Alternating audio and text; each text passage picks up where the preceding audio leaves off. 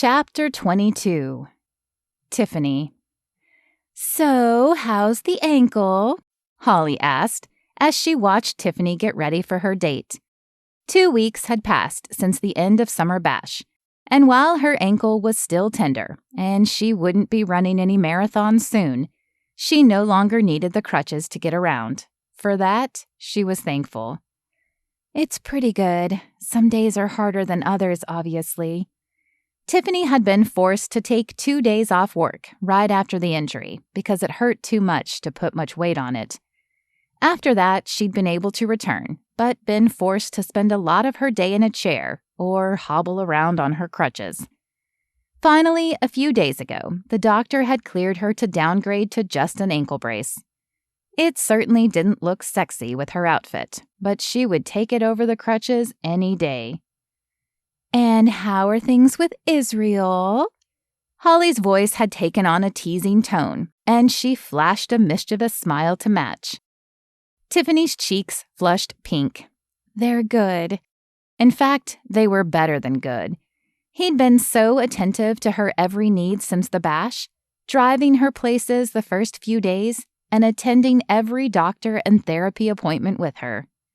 He'd even started coming over on the evenings Holly worked late to cook for Tiffany so she could stay off her feet. Except for tonight. Tonight, he had insisted they go out.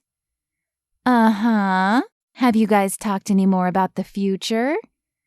Tiffany put in her favorite earrings and then crossed to the bed to sit next to Holly. "All the time. In fact, I think he might propose tonight." She bit the inside of her lip. "I really want him to, but do you think it's too soon?" "That's a question only you can answer," Holly said, leaning forward.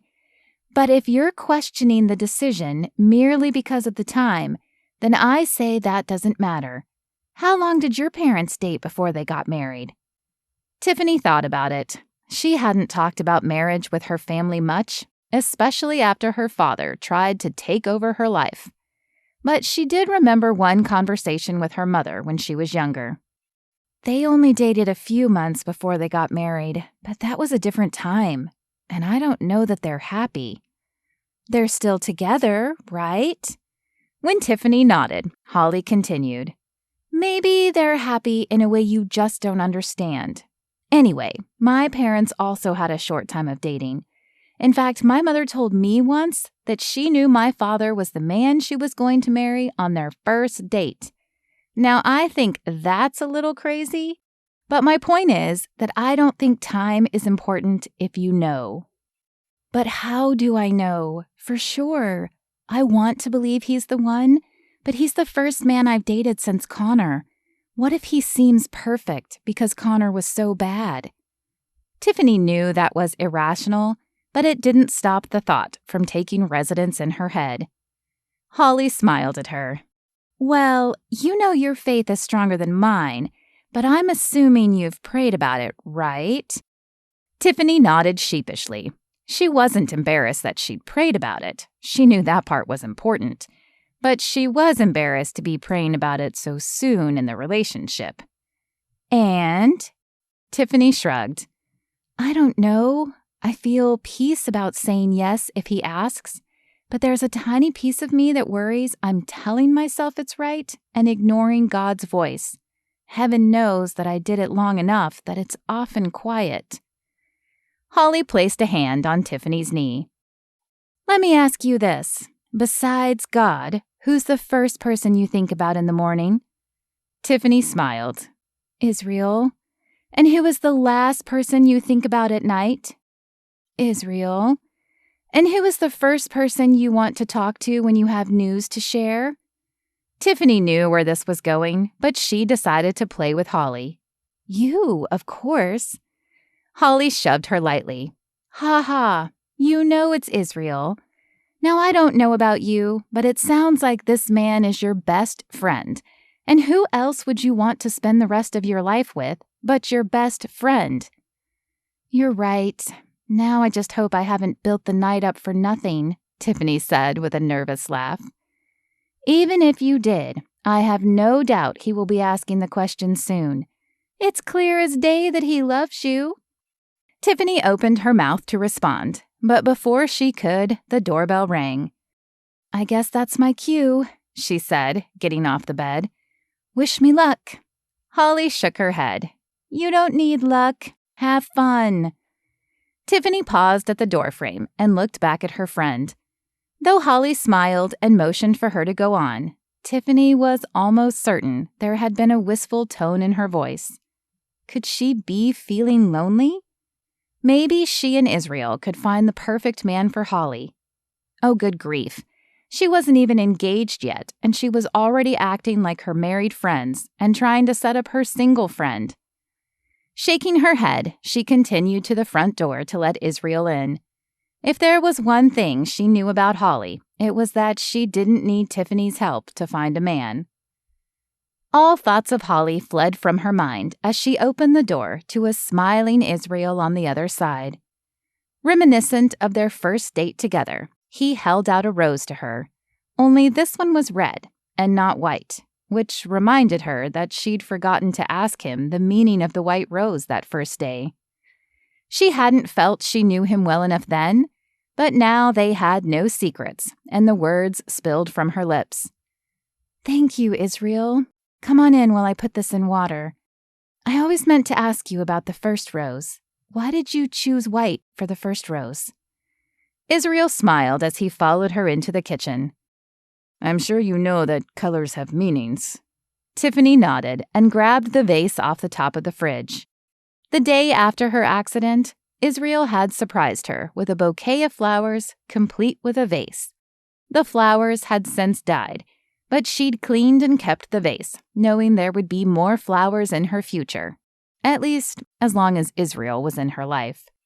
"I do, but I always thought white was symbolic of purity or surrender." "It is, but the white rose has many symbolic meanings. For example, if you dream of white roses, it can indicate a peaceful time in your life." Tiffany chuckled as she filled the vase with water. "Perhaps that's why I've never dreamed of them. What else?" "If you are injured by a white rose, it can mean trouble is coming your way. And cutting white roses indicates a new phase in your life." She placed the rose in the vase and turned to him. "So, did you pick the rose you gave me?" Israel smiled, and Tiffany's heart fluttered in her chest. She did not think she would ever get tired of his smile. "No, not from the bush, but I did pick it in the store. Perhaps there was a little meaning for me as well. But when someone gives you a white rose, it means they trust you and feel peace around you." She walked over to him and placed her arms around his neck. "So you felt peace around me?" His eyes held hers, and she felt as though he was reading the very depths of her soul. "I felt peace from the moment I saw you." "You did not," she said, shaking her head. "You saw me at a wedding and we barely spoke. Trust me, I would have remembered. So it couldn't have been from the moment you saw me." "Oh, but it was." With a gentle touch, he pushed a tendril of hair behind her ear.